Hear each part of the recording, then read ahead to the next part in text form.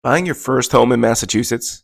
Here are my top tips to help you succeed in this Massachusetts market from a professional realtor.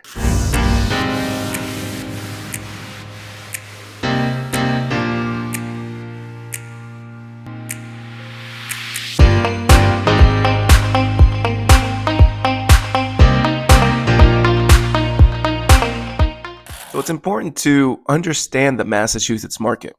The Massachusetts market is a complex one. It comes with its seasons, its certain demographics, certain areas, some things moving faster than other things, etc.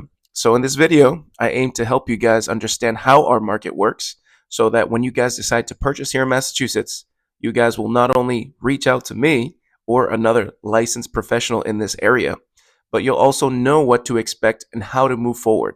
Because I can't tell you how many times clients have said, I just want to wait, or I don't know yet, or maybe this house wasn't it. I firmly believe that what's yours is yours and it'll come to you naturally. You don't have to fight for it. But I also know that some clients missed out on their dream homes because they didn't know that there was certain things that they should have jumped on or certain things they should have done beforehand so they could have been prepared for it. Now, understanding the market here in Massachusetts. Certain areas move faster than certain areas in the aspect of, like, let's say, for example, I'll give you an example. Condos. Let's talk about condos and townhouses. Now, condos and townhomes in the Boston area, for the most part, especially in the central Boston. So you're talking about Beacon Hill, Back Bay, Seaport. Those condos tend to stay on the market a little bit longer because they're higher in the price points. Meanwhile, condos in the outskirts of Boston or the Boston area that's more away from this internal central area, like, for example, East Boston, Dorchester, Mattapan, these areas tend to move a little bit slower, but if it's a great condo, it'll get snatched up so fast and so quickly. So I would say if you're looking for a townhouse and a condo in the central of Boston, you don't need to do that quick of a rush unless it's a like an ideal deal or a beautiful property. But when you go farther from Boston, right? Let's say you go to like Chelsea, you go to Revere, you go to, let's say, in other towns. Let's say South Shore and North Shore. Let's say Malden, Medford, Canton, Stoughton, um, even Randolph. These condos, they're lower in the price point compared to Boston metropolitan. It happens that way. These condos will get snatched up really quickly. So if you're looking for condos, these will ideally, compared to the Boston condos, stay on market less time, given that it's good value, good conditions, and it is aggressively priced. These things will attribute to the condo staying on the market quicker or not. But essentially, in comparison between condos in Boston and the outskirts of Boston condos will go quickly. They will go fast. Now, if we're talking about multifamilies, okay, multifamilies right now, wherever they are going rather quickly in given the terms that it is in good condition, good value, and it isn't beaten up, because let's be honest here, there's so many places here that owners are thinking, hey, I can get top dollar for my property. They have their property, which is, roof needs to be replaced. The kitchen looks like it's from the 50s, things like that. And they think that it's going to sell for the same price point as the multifamily that's sold down the street that is completely renovated. That's just, excuse my language, sorry, sellers, I got to tell it to you, but that's absurd. I know you say, I know what I have. Sure. So does everybody else who is a buyer in Massachusetts, not even just say Massachusetts, who's a buyer, given the knowledge and the expertise that they learned from their realtor and just research online. You're here, watching this video, whether it be on social medias of Facebook, Instagram, TikTok, what else? LinkedIn. I'm on X as well. Or you watch the long form video on YouTube. Like, you're learning things now. And buyers know yourselves, and sellers, guys, I know this is a video about buyers and I'm jumping from point to point, but essentially what I want to get across is If it's a good value, it's going to sell. Multifamilies are going quickly in Massachusetts, all over, to be honest with you. Well, at least for the most part, Boston metropolitan, let's say 30 to 50 miles radius. Worcester, crazy market as well. Canton, you can find a multifamily. North Shore, like Peabody, Salem area, like hard to find them. If it's on the market, it's been on the market for a long time. It's overpriced, needs a lot of work. Those are two big ones, honestly, because let's say if it's not a good price, right? If it's expensive but it doesn't need any work, sometimes it'll go, and vice versa. If it's a great price but it needs so much work, like it's a good price but it needs a lot of work, for the most part, these properties will be taken over by investors who are flippers or long-term investors that do Burr method. If you guys don't know the Burr method, I'm going to tell you right now: buy, rehab, rent, refinance. These are the methods that you use as an investor for long-term keeping. It builds up your wealth in the aspect of, let's say you buy and you want to keep it for a long time. You have the rents that are coming in, you have the equity that's building up, and from that, you can pull from that equity in the future if you wanted to repeat the method, or you could do that. And I personally recommend as a cash out refinance. That is a non-taxable event. So let's say, to give you an example, you bought a multifamily for 400,000. It was beat up. The after repair value is 800,000, but you only have to put in 200,000. Well, if you use an FHA rehab loan, okay, FHA rehab, that means that all of that cost goes into the loan, only 3.5% down from your pocket, but it also includes the purchase price and the cost to repair. But you get a loan on that whole amount. Let's say you have it for 600,000 all in, but your value after repair is 800,000. Guess what? If you wanted to, you could take a cash out refinance up to 80% of that value. Take that money out. You'll get a new mortgage, which is, I don't want to do the math right now. If you guys are on the computer, or if you guys can pause this, go on your calculator. 80%, you get all that money into your pocket. So let's say you owe 600,000. The difference between 600,000 to 800,000 up to 80% value, that money goes into your pocket tax free, and you just get the mortgage, the new mortgage. That's the whole amount. I hope that made sense. But that's how investors do it, or that's how people with the Burr method do it as well. It's the easy hack. But we're talking about houses now. I always go into different topics now. And if you're looking for a single family, well, guys, I have to be honest with you. Single families are being attacked left and right. Doesn't matter where you are. Single families are being sought after, especially after COVID. COVID kind of accelerated what was happening naturally, and it like put it on, like, let's inject some cocaine into that thing. I'm not supposed to say that, but let's inject some cocaine and just fast forward, speed through everything. It put us 5 years to 7 years ahead of where we were projecting to go. What does that mean? In the aspect of work, relationships, work from home relationships, a lot of people work from home now. So people in the city, unless you really want to live in the city, they were just like, wait a second, I can work from home now. I can buy a less expensive house now outside of the city. Okay. A less expensive house outside of the city, get way more house, pay less in taxes, and I'm going to make money on the sale of my home in Boston, whether it be condo, multifamily, or single family. It was just a no brainer. A lot of people went to the outskirts of Boston, sold their places in Boston, went to the outskirts, had that extra money. They actually, for some cases, and I've helped a lot of clients do this, they bought their single family home. Let's say, for example, in the town of, Milton is expensive as well, but let's say in the town of Canton, which is somewhat expensive as well, but that's where I live. I love it here in Canton. If you guys want any recommendations about what to do in the area of South Shore, like hit me up, or North Shore. I go all around, to be honest with you. But you go to Canton, so you bought a house, you have still excess money from that sale, because let's say you just decide to get a mortgage, which you know, depending on your situation, it's recommended for this idea that I'm saying right now. You buy a house, you can buy a second house, whether an investment property or a second home, a what is it called? A vacation home, and they bought some in the Cape or coastal or even outside of the states. Um, you can go to Mexico, you can even go to Florida, buy a nice condo in Florida, have two properties. So that's what a lot of people did, and it makes sense for that. But anyways, we talked about single families, condos, and multifamilies in Massachusetts.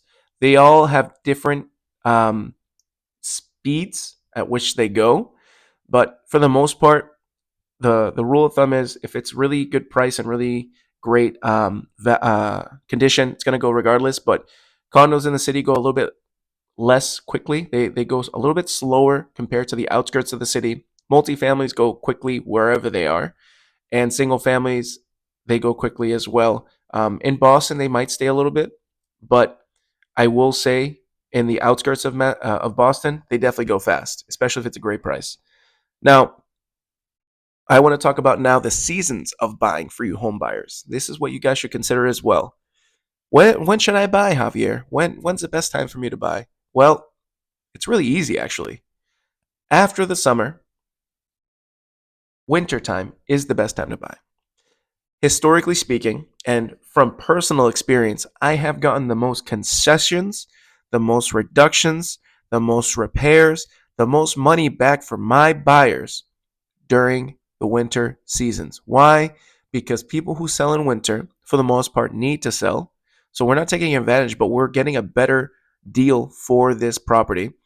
We're getting more concessions. So let's say, for the most part, I get a lot of my clients um, money back for closing costs. We can cover your closing costs. It's easier to be done in the wintertime because during the summer, springtime, which is the time that if you really want to get a house, you want to get a really nice property, a lot of people are looking for that. So there's pros and cons to each. Now, if you buy during the wintertime, the pros are better price, better concessions, better deals.